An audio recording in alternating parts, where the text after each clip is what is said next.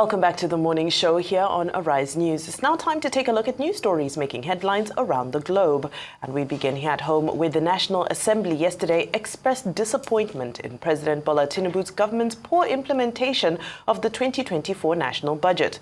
The Federal Parliament also expressed concerns over the huge discrepancies in the size of the recurrent expenditure compared to the capital expenditure. It described as unacceptable the low level of fund releases for capital projects for ministries, departments and agencies, otherwise known as MDAs, in last year's fiscal document still being implemented.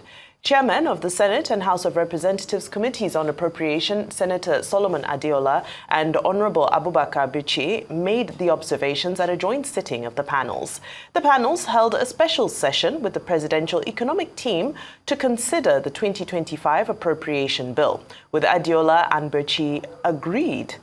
Both Adeola and Bichi agreed, that the economic team should do something urgent to release more funds for capital projects.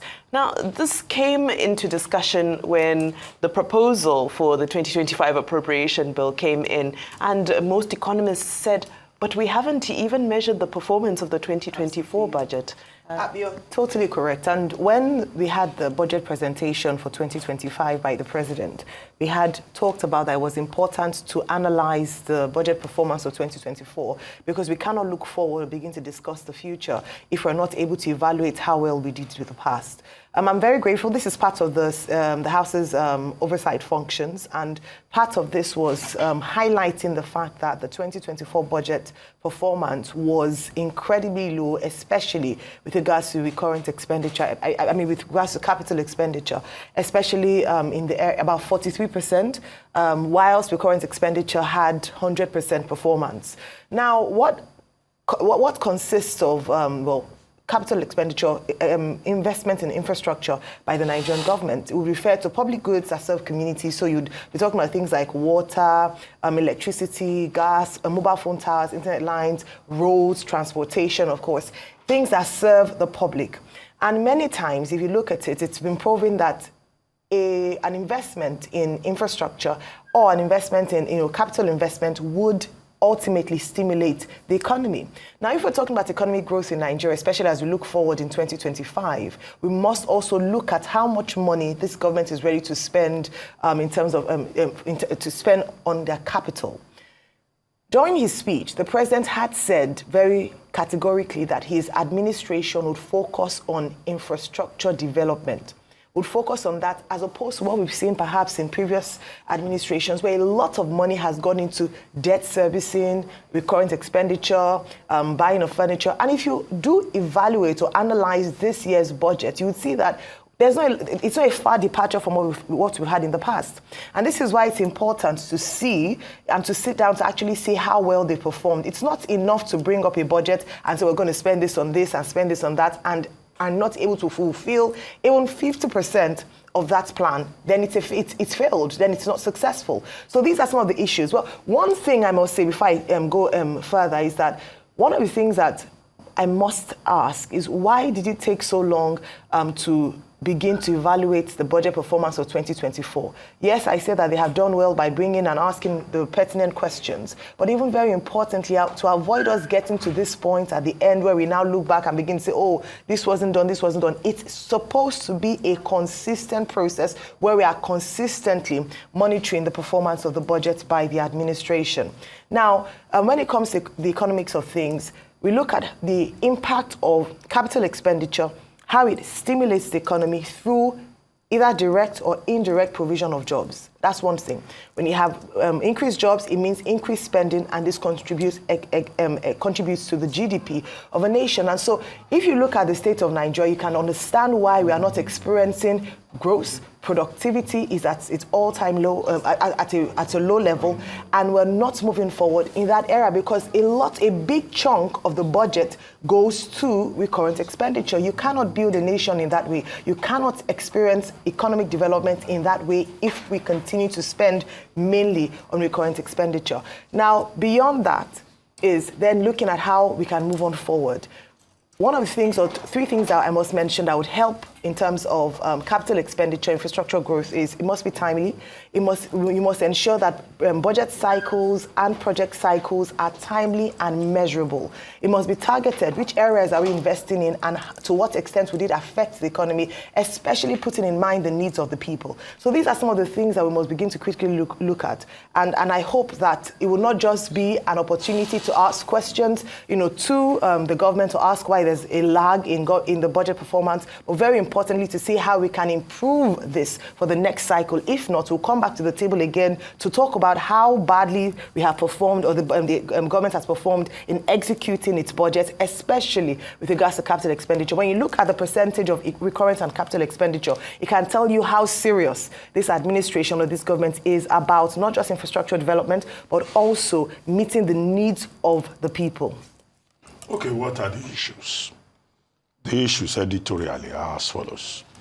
The Joint Committee of the Senate and the House of Reps, led on one side by Senator Solomon Adiola, popularly known as Yayi, and Honorable Bichi, representing the other side, met with President Tinubu's economic team, comprising the Director General of the Budget Office, Dr. Tanimu Yakubu, the Minister of Budget Planning, and also, other members of that team.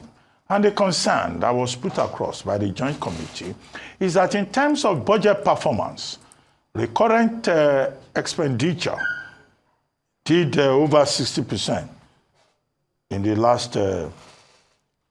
last budget cycle, and that capital expenditure did only 43%. And in their own reckoning, they believe that capital expenditure should be more than recurrent expenditure. In other words, they recommended a 60-40 ratio. And the argument is that they don't want a repeat of this in the 2025 budget cycle, now that the various MDAs will be coming to defend their budgets. Now, to the details. I think that the Senate, the National Assembly Joint Committee is right. The capital expenditure side of the budget is what will benefit Nigerians, as they argued, either in terms of roads, or in terms of health, or in terms of education. But we have seen over the years a tendency on the part of the Nigerian government to concentrate more on recurrent. What is this recurrent about? Salaries, emoluments, benefits, long convoys, the purchase of a yacht, the renovation of buildings for people who are in government, who are supposed to serve the people, using the bulk of the budget to serve themselves. This is at the level of morality. The second thing is about ignorance. Many of these people who are appointed ministers, they've not been ministers before. Nobody teaches you how to be a minister when you are in the university or you attend whatever low-level schools that some of these persons attend. Now they get to these positions of a high responsibility, they don't even understand what a budget means. So, as it has happened, even in the past, they spend like 2 years even trying to understand how government works. Because what we do here in Nigeria is that we organize 2-3 days recess or retreat for people who have been appointed to head MDAs, to be ministers. Now we give them reading materials. 90% of them don't read those materials. Half of them don't even listen when the orientation process is taking place. So you have an issue with budget performance. That's the second leg of the analysis. The third leg is that the president has a team whose job was to ensure performance. And that team is led by Hadiza Bala Usman. The system has in place a monitoring and evaluation process, which you say, we monitor performance and all of that. The question to ask is, what is the level of synergy between the monitoring and evaluation arm of government and, intelligent people? We have a lot of intelligent, experienced people in this country. Are they involved in the governance process? So there's an issue also about the leadership recruitment process. It's not just going to bring people from wherever to come and occupy important positions who have no proper education, who have no knowledge, and who do not have the backup system. In other words, I agree with those who made the point that this is also due to omissions within the system. What I do not agree with is Dr. Tanimu Yakubu, the Director General of the Budget Office, saying, President Tinubu is dealing with things he inherited from past governments, legacies of past administration. No, President Tinubu himself has made it very clear that he knows things were wrong in the past. He is there to solve the problem. We will have expected that hitting the ground running, budget performance will be different under President Tinubu.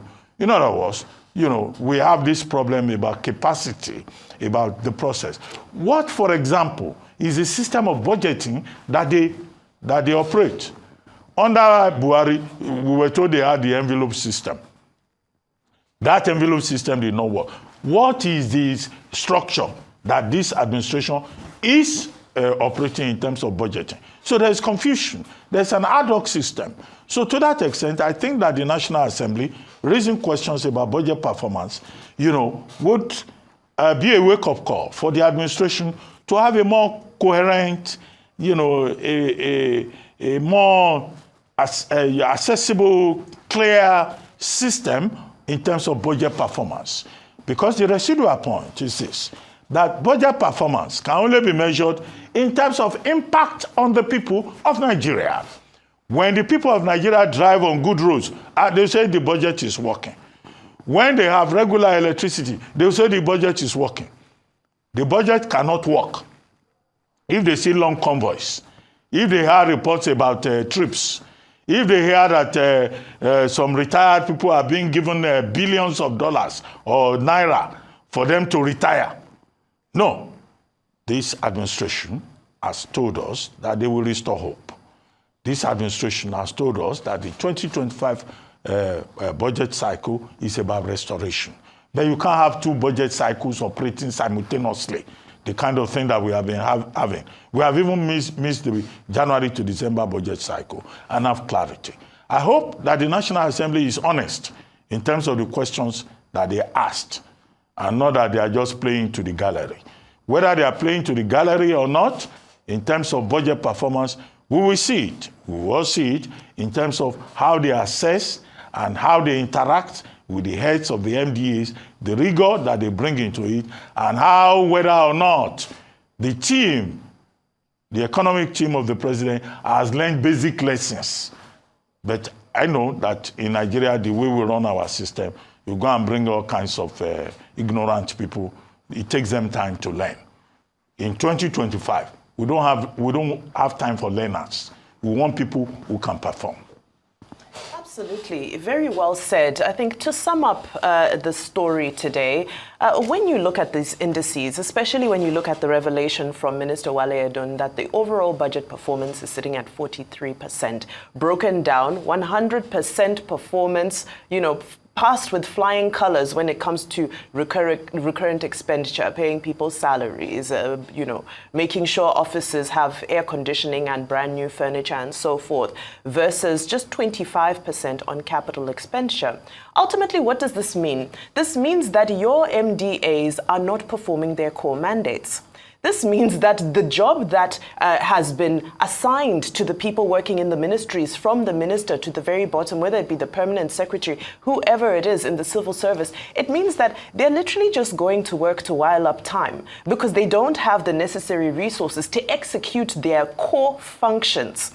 Because if you're saying that just 25% has been released, we can't say that anything has been done. And remember, this 25% also takes into account that there are many ongoing projects that have been met on the ground. It doesn't mean that 25% new projects were supposed to be launched. So this means that there are some roads that were halfway completed, because we know that when this administration came in, there were hundreds of infrastructure projects that were left incomplete. So what this means is that even those things have not moved at all, What's the issue here? The issue is that the funding has not been released. Well, what do you expect? We have been chiming in daily here about the issue of the bulk of our budget going to debt financing. You cannot run a budget with a fiscal expansion policy run on debt financing. So what now happens? What happens is that they have to prioritize. The Ministry of Finance has to prioritize when they release funding. They've prioritized the welfare of the civil service. No problem. However, it is also stated that this 100% recurrent expenditure that I'm calling the welfare of the civil service only impacts 10% of the population. So 90% of us are sitting and waiting idly for another 25% that may or may not come because the priorities are welfare of civil service, number one. Number two, spending on our debts, making sure that we don't fall back on our debts. Because again, that's another, it's not a misplaced priority. It's an important priority because we've seen what has happened to countries like Ghana and Zambia when they had to rush to quickly go and restructure their debts with the global economic platforms so as to avoid missing any of their repayments. So what does it mean? We come back to the drawing board and we say, okay, fine, we've argued that debt is not a bad thing. But our fiscal spend, our fiscal stimulus, what is it being used for? You look at a country like China right now, for example. China has historically run the system of 5-year plans. And this is driven by government spending, government investing in human capital, investing in industry, investing in industrialization, investing in infrastructure.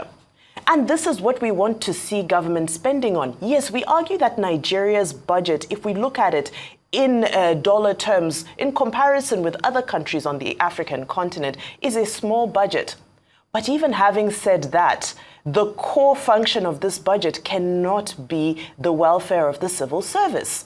The function of this budget needs to be human capital investment. What does this mean? Let's educate our people. Let's make sure that we have a robust labor force. Infrastructure, investment in industrialization. Let's ensure that our country can actually become self-sufficient so that we can start pushing towards an economy that exports and earns foreign currency. Those are some of the key priorities, some of the low-hanging fruits that can be done. But unfortunately, we're here making excuses. I saw a comment from Minister Atiku Bagudu who was saying that, oh, most developed countries have high recurrent expenditure. That is not so.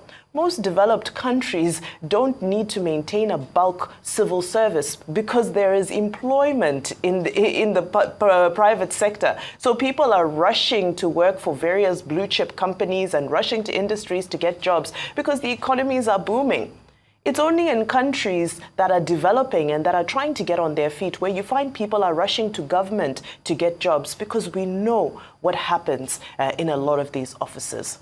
So this is an indicting report as we await the 2025 budget proposal, appraisal and passing of the appropriation bill. This is just another call to all Nigerians to please access that budget document, go through it line by line and see what your lawmakers are about to pass into the budget for the next year.